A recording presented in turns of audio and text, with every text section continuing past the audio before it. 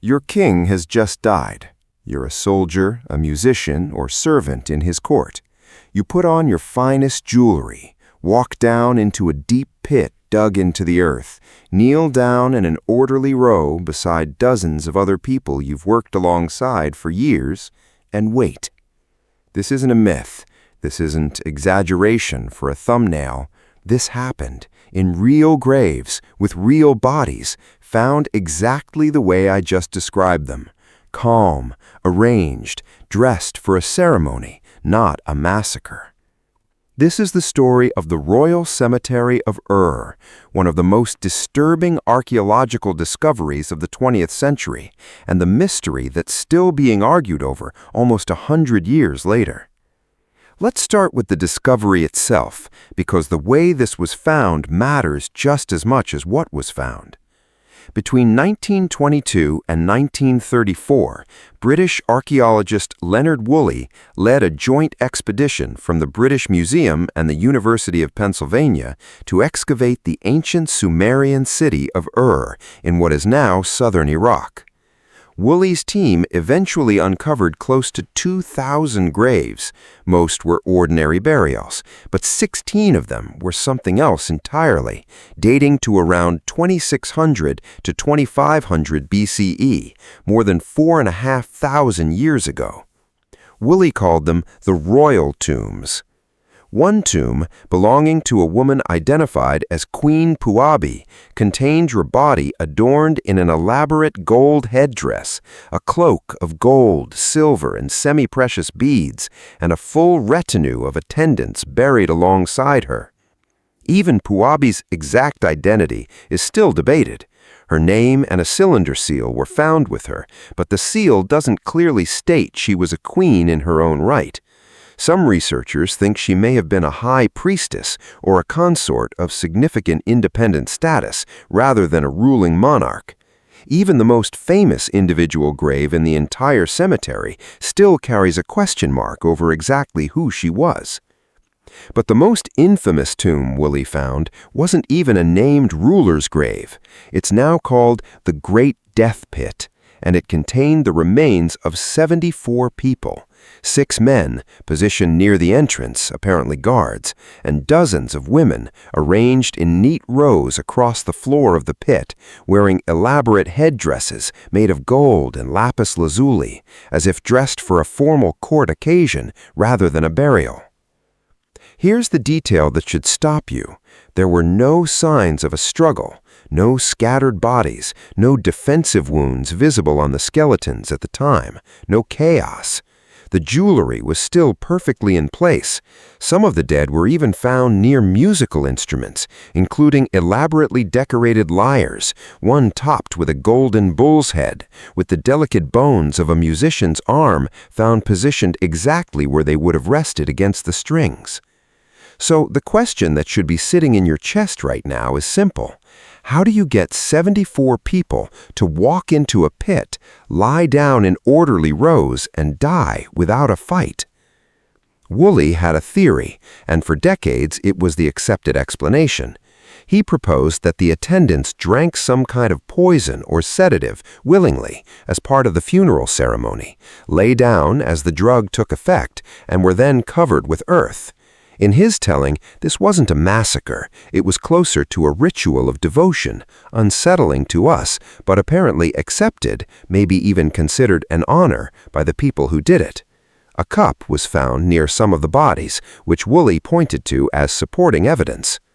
For most of the 20th century, that was the peaceful story. Loyal court attendants, following their ruler into the afterlife by choice, drifting off together in a final shared ceremony.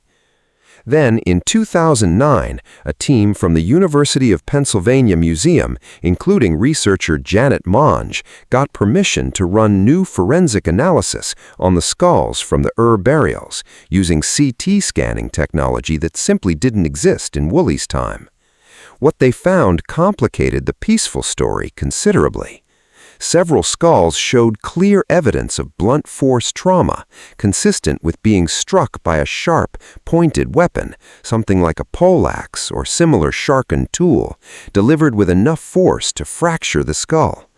This wasn't consistent with someone quietly drifting off from poison. This looked like a deliberate, violent killing. And there was something else.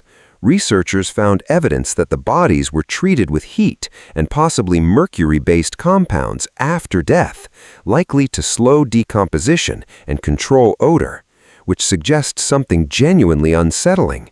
The burial ceremony wasn't a single quick event.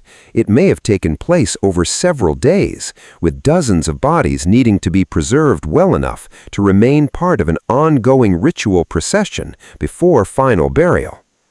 So the current picture, still actively debated among archaeologists, looks less like a peaceful voluntary farewell and more like a carefully staged event, where death may have come by violence. The bodies were then arranged and preserved to look composed and dignified, and the entire process was managed to present an image of order and devotion, regardless of what actually happened in those final moments. That gap between how something was staged to look and what the forensic evidence now suggests actually happened is honestly one of the more chilling parts of this story. Someone made sure these bodies looked peaceful. Someone wanted future generations, or maybe just the gods, to see loyalty and calm, not violence. What we still don't know, and probably never will with full certainty, is whether these attendants went to their deaths willingly, believing they'd continue serving their ruler in the afterlife as an honor, or whether they were compelled, with the peaceful staging added afterward to preserve a particular story about the event. Different archaeologists ran in different places on this, and the honest answer is that the evidence doesn't clearly settle it either way. Here's what makes this even more unsettling. Wasn't unique. Early royal burials in Egypt's first dynasty, at Abydos, also included retainer sacrifice, dozens of attendants buried around a king's tomb, a practice that was eventually abandoned as Egyptian civilization matured. Royal tombs from Shang dynasty China show similar patterns of mass burial alongside rulers. Separated by thousands of miles and no direct contact, multiple early complex societies independently arrived at the same conclusion, that a ruler's power and status should extend into death, and that extending it required other human beings to go with them. That's the part worth sitting with. This wasn't one uniquely cruel city in Mesopotamia. It was an idea that seems to have occurred to early states again and again, whenever a society organized itself around the belief that a king's authority didn't end at the grave. Power, once concentrated enough, has repeatedly found ways to reach past death itself and pull other lives along with it. The Great Death Pit at sat undisturbed for over 4,000 years, its occupants arranged exactly as they were left, waiting for someone to ask the question their bodies couldn't answer on their own. We still don't fully know what those final moments were like, but we know they were made to look peaceful. And now, thanks to a CT scanner and a century of distance, we know that peace was, at least in part, a performance.